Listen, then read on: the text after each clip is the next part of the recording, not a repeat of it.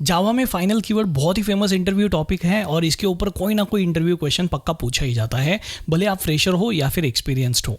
तो आइए समझते हैं फाइनल कीवर्ड क्या है। जावा में फाइनल कीवर्ड का इस्तेमाल आप वेरिएबल्स, मेथड्स और क्लासेस के साथ में कर सकते हो। अगर फाइनल कीवर्ड आप किसी वेरिएबल के साथ में लगा देते हो तो वो वेरिएबल कांस्टेंट बन जाता है। तो इसी को थोड़ा सा प्रैक्टिकली समझ लेते हैं। अब मान लीजिए मैंने यहाँ पर एक क्लास बना के रखा है जिसके अंदर मैं एक वेरिएबल बना लेता हूँ जिसका नाम है integer x is equal to 10। अब इसकी जो वैल्यू 10 मैंने सेट की है इसको मैं बदल नहीं सकता अगर इस वेरिएबल को मैं फाइनल कीवर्ड लगा दूँ। तो मान लीजिए मैंने इसको फाइनल कीवर्ड लगा दिया और मेन मेथड के अंदर मैं इसकी वैल्यू चेंज करने की कोशिश करता हूँ by creating object of the test class. तो जैसे कि आप देख पा रहे हैं इस लाइन के ऊपर मुझे तुरंत कंपाइल टाइम एरर आ चुकी है, the final field test.x cannot be assigned।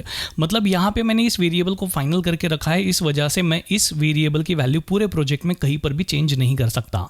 तो आप फाइनल कीवर्ड का इस्तेमाल वेरिएबल के साथ तब करिए जब आपको कोई कांस्टेंट्स क्रिएट करने हैं, जैसे कि पाई हो गया या फिर ग्रेविटेशनल कांस्टेंट हो गया, या फिर आपके प्रोजेक्ट की नीड के हिसाब से कोई भी वेरिएबल जो आप चाहते हो कि उसकी वैल्यू कभी भी प्रोजेक्ट में चेंज नहीं हो, तो उस हिसाब से आपको वो फाइनल कीवर्ड उस वेरिएबल के साथ में लगा देना है जिससे वो कांस्टेंट बन जाएगा। अब यहाँ एक थ्योरी ये भी है कि कांस्टेंट बनाते समय आपको उसको कुछ ना कुछ वैल्यू असाइन जरूर करनी पड़ेगी।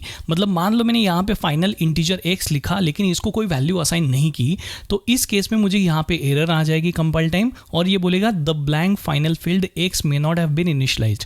मतलब जावा इंसिस्ट कर रहा है कि आप इस x को इनिशियलाइज करिए।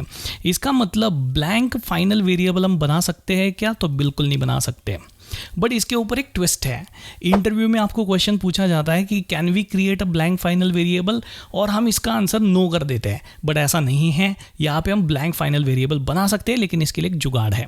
अब वो क्या जुगाड़ है वही हम समझते हैं। तो मान लीजिए आपको ब्लैंक फाइनल वेरिएबल बनाने की जरूरत पड़ रही है जिसको आप कोई वैल्यू नहीं देना चाहते हो, तो आपको इसकी वैल्यू सेट करनी पड़ेगी या तो इंस्टेंस ब्लॉक के अंदर, जैसे मैंने यहाँ पे इंस्टेंस ब्लॉक क्रिएट किया और उसके अंदर इसकी वैल्यू सेट कर दी, तो मेरी कंपाइल टाइम एरर चली गई। ऐसे मैं इस वेरिएबल को सेट कर सकता हूं कंस्ट्रक्टर के अंदर से भी। तो मान लीजिए मैंने यहां पे टेस्ट क्लास का कंस्ट्रक्टर बना दिया और इस कंस्ट्रक्टर के अंदर अगर मैं यहां पे x को वैल्यू असाइन कर दूं तो मेरा कोड हैप्पीली चल जाएगा। इसका मतलब फाइनल वेरिएबल आप ब्लैंक क्रिएट कर सकते हो, लेकिन उनको वैल्यू एटलीस्ट आपको या तो इंस्टेंस ब्लॉक के अंदर से या तो फिर कंस्ट्रक्टर के अंदर से सेट करनी पड़ेगी। बट मान लीजिए यही मेरा फाइनल वेरिएबल स्टैटिक भी है, मतलब इसकी मेमोरी में सिर्फ और सिर्फ एक ही कॉपी है, तो क्या इस केस में मैं इसको कंस्ट्रक्टर के अंदर इनिशियलाइज कर सकता हूं? तो ऑब्वियसली बिल्कुल नहीं कर सकता, क्योंकि स्टैटिक कीवर्ड लगाने से ये वेरिएबल स्टैटिक टाइप का बन चुका है और इसकी मेमोरी में सिर्फ और सिर्फ एक ही कॉपी बनती है और इस कॉपी का ऑब्जेक्ट से कोई लेना देना नहीं होता है। ये तब लोड हो जाती है जब क्लास लोड हो जाता है। तो इसीलिए आप इस x को अभी कंस्ट्रक्टर के अंदर इनिशियलाइज नहीं कर सकते। आपके लिए इस केस में सिर्फ और सिर्फ एक ही ऑप्शन बच जाता है, दैट इज स्टैटिक ब्लॉक। तो मैं यहाँ पे स्टैटिक ब्लॉक क्रिएट कर दूंगा और यहाँ इसकी वैल्यू सेट कर दूंगा, दैट इज 89। अब इस केस में मेरी कंपाइल टाइम एरर चली जाएगी और हैप्पीली x जो है वो असाइन हो जाएगा।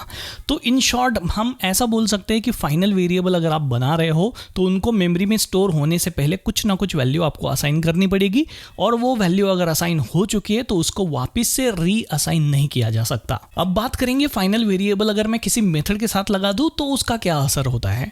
तो मान लीजिए मैंने यहाँ पे एक क्लास बना के रखा है जिसका नाम है पेरेंट, और यहाँ एक मैं मेथड बना लेता हूँ m1।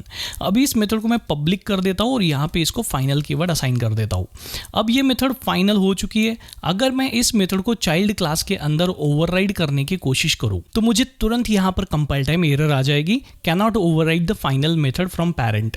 मतलब मान लो आपके पास में कोई एक क्लास है जिसके अंदर आपने कुछ मेथड्स बना के रख दी है और आप चाहते हो कि चाइल्ड उन मेथड्स को ओवरराइड नहीं करे, तो उस केस में आप अपने क्लास की मेथड्स को फाइनल सेट कर सकते हो जिससे वो ओवरराइड नहीं हो पाएंगे चाइल्ड क्लास के अंदर। फाइनल कीवर्ड अगर आप किसी क्लास के साथ में लगा देते हो तो वो क्लास इनहेरिटेंस में पार्टिसिपेट नहीं करता है और उसका चाइल्ड क्लास क्रिएट नहीं किया जा सकता है। मान लीजिए मैंने यहाँ पे पेरेंट नाम की एक क्लास बना के रख दी है और इस क्लास को अगर मैं फाइनल कीवर्ड लगा दूं तो इसको चाइल्ड क्लास के अंदर इनहेरिट नहीं किया जा सकता। इनहेरिटेंस करते टाइम आपको तुरंत ही यहाँ पर कंपाइल टाइम एरर आ जाएगी, the type child can not subclass the final class parent. मतलब फाइनल क्लास का आप कोई भी चाइल्ड क्लास क्रिएट नहीं कर सकते।